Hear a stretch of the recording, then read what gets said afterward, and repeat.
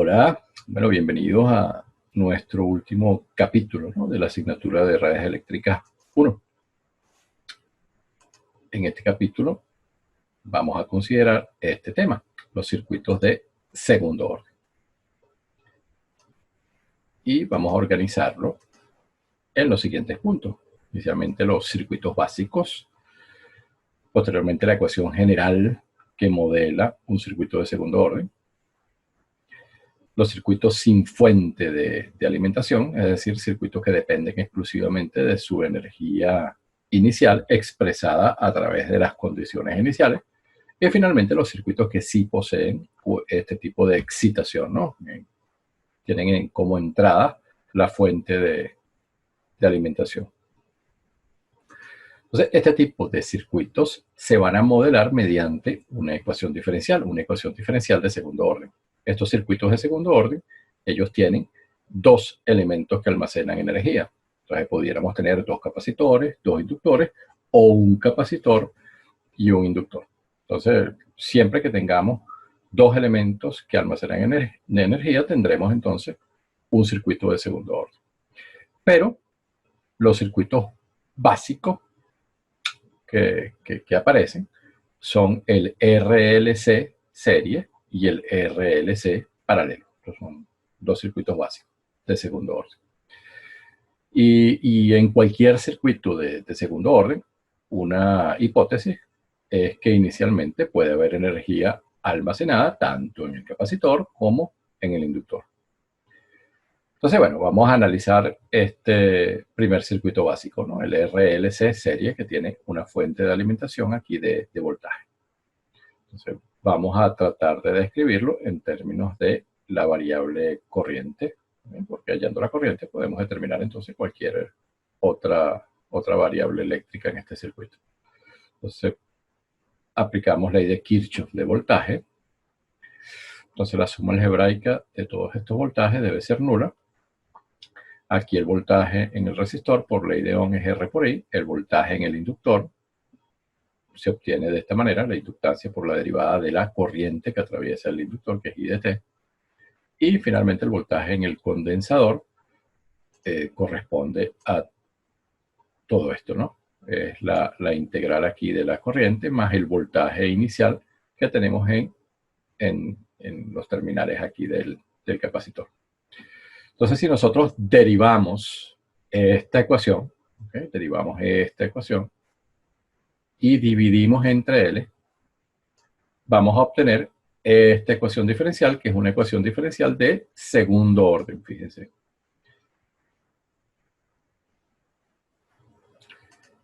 Entonces, vamos con el siguiente circuito básico, que es el RLC paralelo. Este circuito tiene una fuente aquí de alimentación de corriente. Entonces, para analizarlo, pensamos en este voltaje, ¿no? Todos estos elementos tienen ese voltaje, están en paralelo. Y para hallar la ecuación diferencial que modela este circuito RLC paralelo, aplicamos ley de Kirchhoff de corriente. Entonces, la corriente del resistor más la del inductor más la del capacitor deben ser igual a la corriente de la fuente. Reemplazamos estas corrientes o las expresamos en términos del voltaje de nodo. Y bueno, por ley de Ohm tenemos que la corriente del resistor es voltaje entre corriente, la del inductor corresponde a todo este término, la integral del voltaje más la corriente inicial, ¿okay?, en el inductor, y la corriente del capacitor es la capacitancia por la derivada del voltaje, ¿no?, en los terminales aquí del capacitor. Entonces, derivando esta ecuación y dividiendo entre la capacitancia, se obtiene entonces esta ecuación diferencial, nuevamente de segundo orden. Entonces, acabamos de ver dos circuitos de segundo orden que son básicos, que aparecen con bastante frecuencia, que es el RLC serie y el RLC paralelo, y las ecuaciones que los modelan, que son ecuaciones diferenciales de segundo orden. Entonces, bueno, vamos a pensar ahora en términos genéricos. ¿Okay? Cualquier circuito de segundo orden. Entonces, para esta situación particular, el circuito RLC serie obtuvimos esta ecuación diferencial y para el RLC paralelo esta ecuación diferencial.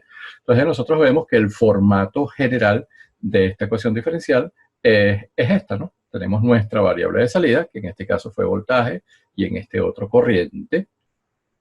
Y la entrada, bueno, que la vamos a denotar por x de t. Entonces, una constante aquí que acompaña la primera derivada y otra constante aquí, una variable real que acompaña la función aquí independiente, ¿no? Pero en lugar de utilizar estas constantes a1 y a0, uno reescribe la ecuación diferencial de segundo orden general de esta manera. Uno coloca en lugar de a1, 2, este símbolo, o esta letra, que es una letra griega, wn, y en lugar de a0, omega n cuadrado. ¿Okay? Entonces, esta letra griega se pronuncia z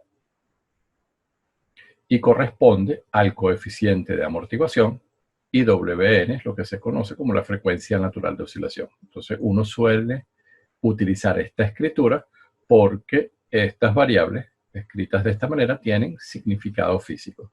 Cuando consideremos los ejemplos, vamos a entender un poco mejor el rol de estas variables.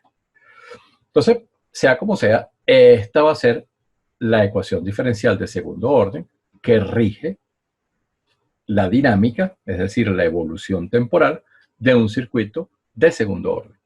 La solución de cualquier ecuación diferencial de cualquier ecuación diferencial se puede dividir en dos partes, ¿no? Lo que es la solución particular y la solución complementaria. La solución particular depende de la entrada aquí que estamos seleccionando y van a compartir la forma. ¿Qué quiere decir esto? Que si esta x de t es constante, la solución particular también va a ser de naturaleza constante. Si esto es lineal, la solución particular también lo será. Si esto es exponencial, la solución particular será exponencial igualmente. ¿Okay? Entonces les repito, la solución particular está vinculada entonces al tipo de entrada que nosotros escojamos. En este caso, para excitar nuestra red, nuestro circuito de segundo orden. La solución complementaria es la resolución de la ecuación diferencial homogénea, es decir, cuando x de t es 0.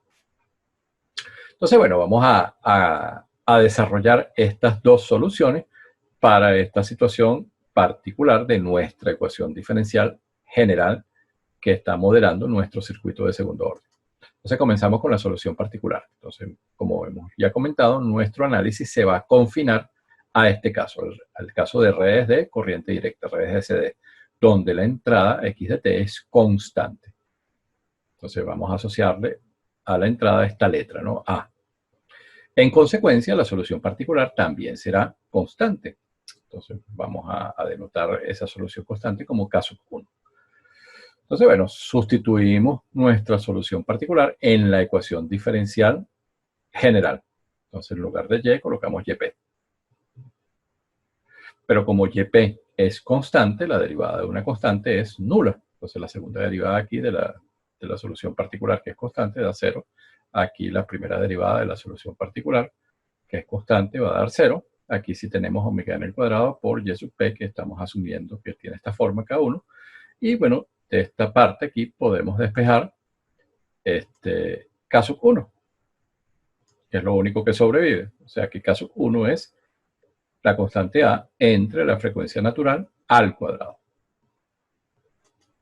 Entonces ya determinamos nuestra solución particular. Vamos con la solución complementaria. Entonces la solución complementaria es solución de la ecuación homogénea. Es decir, hacemos aquí 0 la entrada. Vamos a suponer que esta solución complementaria tiene esta forma. Es del tipo exponencial. Entonces, una constante e a la s por t. Aquí la variable es el tiempo, ¿no? Entonces, si es una solución, al sustituirla, bueno, va a garantizar, bueno, que esto es 0. Entonces, para que eso ocurra, bueno, se debe tener esta condición. Vamos a ver de dónde surge. Aquí tenemos la segunda derivada de la solución complementaria que hemos asumido, que es de naturaleza exponencial. Entonces, si nosotros derivamos, tenemos k por e a la st. Entonces, si lo derivamos, hallamos la derivada con respecto del tiempo de eso que está ahí. Bueno, eso va a ser k por la derivada de la exponencial. La derivada de una exponencial es la exponencial. Aquí por la derivada interna. La derivada interna es s. Y si nosotros volvemos a derivar eso que está allá arriba, derivamos nuevamente, bueno, vamos a obtener que eso es la constante k. La derivada de la exponencial es nuevamente e a la st por s, pero nosotros teníamos ya esta s anterior, o sea que vamos a tener s al cuadrado. Entonces, aquí, fíjense que nuestra derivada entonces la podemos escribir como s al cuadrado por la exponencial, k e a la st. Y de igual forma aquí, ya hallamos la derivada, va a ser s por la exponencial. Entonces, en definitiva, nosotros vamos a tener s al cuadrado por la exponencial para la segunda derivada, 2z omega n s por la exponencial, que lo podemos sacar factor común, y aquí tenemos omega n cuadrado por la exponencial. Entonces, esta condición de aquí arriba se puede reemplazar definitivamente por la de abajo, que hace aparecer este polinomio de segundo grado en la variable s, que es el exponente aquí de la exponencial, y nuevamente la exponencial que se aplicó. Entonces, por el teorema aquí del factor nulo, para resolver ecuaciones algebraicas del álgebra, podemos tener o que el polinomio cuadrático sea cero o que la solución exponencial sea cero. Pero esta solución exponencial, la solución complementaria, que sea cero, no tiene mucho sentido, porque sería la solución trivial. Entonces, nosotros vamos a irnos por esta ecuación que se llama la ecuación característica, que el polinomio cuadrático efectivamente sea el que se anula. Entonces, esta ecuación, aplicando la resolvente, ¿okay? Menos b más menos la raíz de b al cuadrado menos 4ac entre 2a, donde a es 1, b, esto sería b, y esto sería c. Entonces, si nosotros reemplazamos y procedemos aquí algebraicamente, vamos a llegar a que las dos raíces, que son solución de esta ecuación característica de segundo grado, vienen dadas por esta expresión, ¿no? Entonces son dos raíces. Esas raíces pueden ser reales distintas, reales iguales o complejas conjugadas. ¿Y cómo determinamos con antelación la naturaleza de esas raíces? Viendo esto que está aquí, que es lo que llamamos el discriminante. ¿Okay? Vamos a llamar a esto delta. Entonces, si este delta es mayor que 0, las raíces son reales y diferentes. Si ese delta es igual a 0, las raíces son idénticas, son reales, idénticas. Y si delta es menor que 0, las raíces son complejas conjugadas. ¿Okay? Entonces, recapitulando lo que hemos hecho hasta ahora estamos hallando la solución complementaria de la ecuación diferencial de segundo orden que modela nuestro circuito. Asumimos una solución complementaria de naturaleza exponencial, la reemplazamos en nuestra ecuación diferencial homogénea y obtuvimos esta ecuación característica. Esta ecuación característica de segundo grado tiene dos soluciones. Entonces, dependiendo aquí del discriminante, nosotros vamos a tener entonces, como dijimos, tres casos: raíces reales diferentes, raíces reales idénticas o raíces complejas conjugadas. El caso cuando aquí el discriminante es mayor que cero, que corresponde a raíces reales diferentes, se llama caso sobreamortiguado y lo obtenemos cuando el coeficiente de amortiguación z es mayor que 1. Si ese es el caso, la solución complementaria va a tener esta forma. Va a ser la suma de dos exponenciales. ¿Okay? Como S1 es menos z omega n más omega n raíz de z al cuadrado menos 1, eso es lo que colocamos aquí. Y S2, bueno, es la otra raíz. Entonces les repito, si estamos en este caso, el caso sobreamortiguado, la solución complementaria va a ser una combinación lineal, Ka por una exponencial, Kb por otra exponencial. ¿Okay? Una combinación lineal de exponenciales. El caso críticamente amortiguado, cuando las dos raíces son idénticas, fíjense que si colocamos aquí z igual a 1, se anula la raíz. Eso quiere decir que todo el término aquí asociado a la raíz, desaparece. Y lo que sobrevive es el menos z por omega n. Entonces, las dos raíces, S1 y S2, son idénticas. La solución complementaria para esta situación va a tener una exponencial y luego la exponencial, pero fíjense que aquí aparece un tiempo, ¿no? Multiplicando la exponencial. Y las dos raíces son idénticas, bueno, colocamos aquí S1. Al reemplazar por el valor de S1, tendríamos entonces esta como nuestra solución complementaria. El último caso es el caso subamortiguado, que se obtiene cuando el coeficiente de amortiguación es menor que la unidad.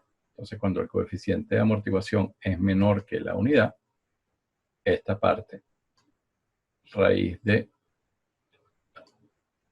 z al cuadrado menos 1, es negativo. Esto es negativo. Entonces, esto lo podemos escribir como la raíz de menos 1 menos z al cuadrado.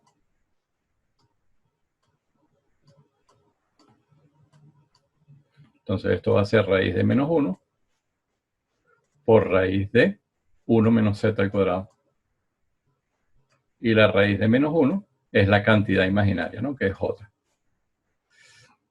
Y eso es, entonces es lo que tenemos acá. Más menos j, omega n, raíz de 1 menos z al cuadrado. Esto se suele reescribir. Esta parte la llamamos alfa. Y esta parte, omega d.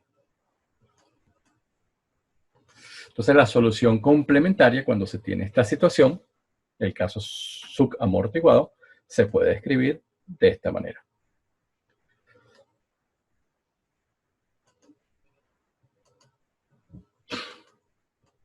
Entonces nos quedarían dos constantes, la constante K sub A y la constante K sub B, que habría que determinar buscando ecuaciones auxiliares en nuestro circuito de segundo orden. Y estas están vinculadas a las condiciones iniciales. Entonces, el procedimiento es similar al que seguíamos para hallar la solución de nuestro circuito de primer orden, aplicando el método de la ecuación diferencial, que es lo que estamos viendo nosotros ahora, también igualmente para el caso de segundo orden. Hallamos la solución particular y la solución complementaria tiene una constante, y esa constante se buscaba en el circuito cómo resolverla. Aquí tenemos que obtener dos condiciones auxiliares para hallar estas constantes. Entonces, esto que hemos visto hasta ahora puede parecer un poquito confuso, pero es muy sencillo. Y ya con este ejemplo que vamos a estudiar a continuación, se va a aclarar mejor este procedimiento. Entonces, aquí nos piden que determinemos la forma general de la solución complementaria. Entonces, nos dan tres ecuaciones diferenciales. Entonces, fíjense que, piensen, vamos a darle un contexto a esto. Nosotros pudieron habernos dado 3 circuitos de segundo orden. Nosotros hallamos la ecuación diferencial general que lo caracteriza y hacemos 0 el lado de la entrada para hallar la ecuación diferencial homogénea. Pero entonces fíjense que nuestro 2z por omega n, en este caso es 3, y el omega n al cuadrado aquí vale 2. Aquí en la segunda sería menos 2, el 2z omega n, el omega n cuadrado 5, y finalmente en la tercera, el 2z omega n es 4, y el omega n cuadrado igualmente es 4. Entonces, nosotros lo que les quiero decir es que ya tenemos, antes cuando trabajábamos con las letras, los resultados eran más engorrosos, pero ahora tenemos números.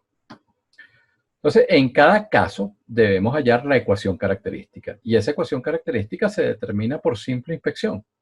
Entonces, aquí la primera ecuación diferencial, caso A, la ecuación característica asociada va a ser s al cuadrado, la derivada de segundo orden, más 3 por s más 2, igual a 0.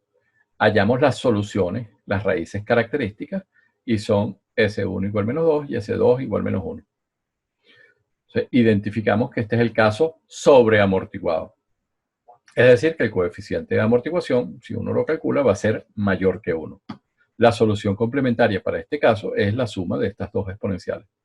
Ya sabemos cuál es el valor de S1, aquí menos 2, y el valor de S2, que es menos 1. Esta sería la forma general, que es lo que nos están pidiendo. Y de las exponenciales, nosotros con las raíces sabemos exactamente cuáles son sus exponentes. Pero nos haría falta determinar Ka y Kb. Para eso necesitamos acudir al circuito. Vamos con la segunda ecuación diferencial. Entonces, nuevamente, por simple inspección, hallamos la ecuación característica. S al cuadrado menos 2 por S más 5. Resolvemos esta ecuación de segundo grado, nos da dos raíces, y fíjense que son complejas conjugadas. Es decir, que estamos en presencia del caso subamortiguado.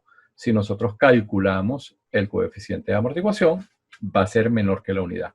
Cuando se tiene este caso, la teoría nos dice, mira, la solución complementaria tiene esta forma. Entonces ya nosotros aquí identificamos que alfa es 1 y que omega d es 2. Entonces reemplazamos. No faltaría hallar los valores de las constantes, pero les repito, necesitamos el circuito para eso. La tercera ecuación diferencial, hallamos la ecuación característica que tiene asociada por simple inspección, es s al cuadrado más 4 por s más 4. Resolvemos, obtenemos las raíces características que son idénticas en este caso. Eso es un indicativo que estamos en la presencia del caso críticamente amortiguado. Cuando esa es la situación, la solución complementaria, bueno, tiene esta forma. K1 por la exponencial más KB, T por la exponencial. Reemplazamos aquí el valor de C1, que es menos 2, y bueno, ya tenemos la forma general de la solución complementaria para una ecuación diferencial de este tipo. Ok, vamos a visualizar aquí lo que serían las curvas típicas cuando uno tiene esta situación de sobreamortiguado, críticamente amortiguado o subamortiguado. El caso sobreamortiguado y críticamente amortiguado, cuando uno está describiendo circuitos que dependen, aquí estos son soluciones complementarias, ¿no? Entonces uno arranca para t igual a 0, en lo que sería una condición aquí inicial, y después vamos tendiendo hacia 0.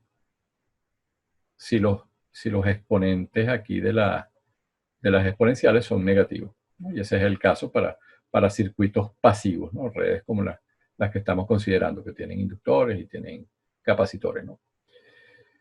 Entonces, el comportamiento para el caso sobreamortiguado y críticamente amortiguado va a ser del tipo exponencial. Aquí tenemos el sobreamortiguado y el críticamente amortiguado. Entonces son exponencial.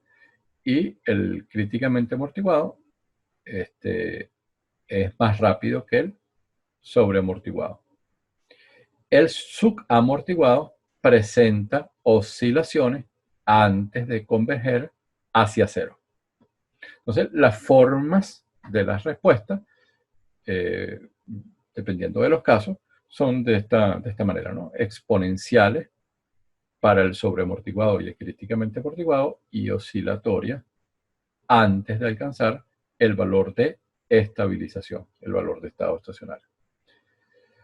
Entonces, de esta manera concluimos esta primera parte de este tema de circuitos de segundo orden. En un segundo video vamos a considerar la situación de circuitos sin fuente y la de circuitos con fuente. Entonces les agradezco su atención, que tengan un excelente día.